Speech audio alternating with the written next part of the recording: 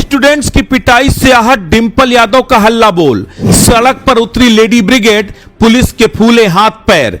Force ने अखिलेश की पत्नी को लेकर गई पुलिस स्टेशन। महिला सिंघम से भिड़ी मैनपुरी की सांसद और लगी चोट। कॉकरोच पार्टी के साथ किया बड़े आंदोलन का शंखनाद।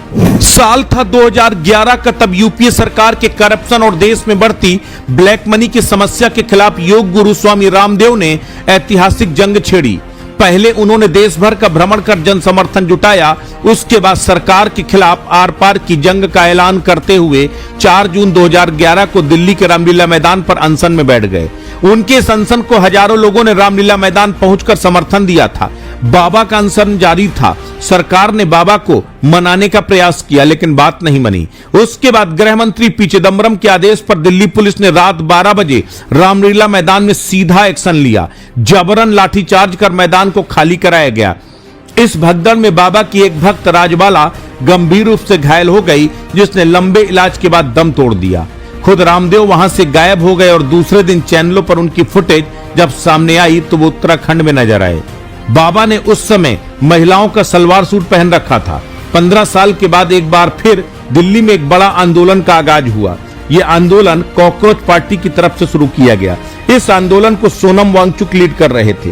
सोनम 20 दिनों से अनशन पर बैठे थे। सोनम की हालत गंभीर बनी हुई थी। तभी हाईकोर्ट का आदेश हुआ, सरकार हरकत में आई, पुलिस को मैदान में उतारा गया। पुलिस जंतर मंतर पहुंची। महज कुछ मिनटों के अंदर सोनम को अपने साथ लेकर अस्पताल चली गई। भनक कॉकरोच जनता पार्टी को लगी तो उन्होंने 20 जुलाई को संसद मार्च का ऐलान कर दिया। फिर क्या था, कॉकरोच के समर्थक दिल्ली की सड़कों पर थे।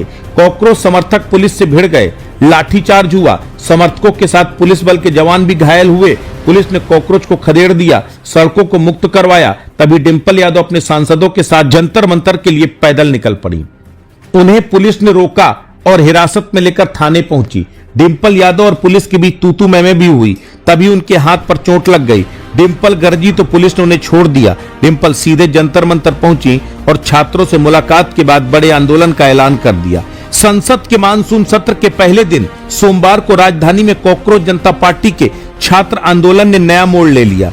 जंतर मंतर से संसद तक निकाले गए कॉकरोच जनता पार्टी के चलो संसद मार्च में बड़ी संख्या में छात्र और युवा शामिल हुए। प्रदर्शनकारियों ने परीक्षा व्यवस्था में सुधार, पेपर लीक के मामलों में जवाबदेही और छात्रों के लिए न्याय की मांग उठाई। इसी बीच इस प्रोटेस्ट के समर्थन में समाजवादी पार्टी के सांसद डिंपल यादव ने पार्टी के अन्य सांसदों के साथ संसद परिसर में जंतर मंतर तक मार्च किया। यह मार्च सोनम वांगचुक के समर्थन और परीक्षा व्यवस्था में सुधार की मांग कर रहे छात्र आंदोलन के समर्थन में निकाला गया। पुलिस ने मार्च पर शामिल सपा सांसदों को हिरासत में लेकर थाने पहुंची। यहां डिंपल यादव और पुलिस के बीच जमकर टकराव हुआ। आखिर में पुलिस ने सपा सांसदों को छोड़ दिया। दावे किए जा रहे हैं कि इस दौरान डिंपल को चोट भी लगी। उनके हाथ पर प्लास्टर भी नजर आया। डिंपल यादव थाने से सीधे जंतर मंतर पहुंची और छात्रों से मिली।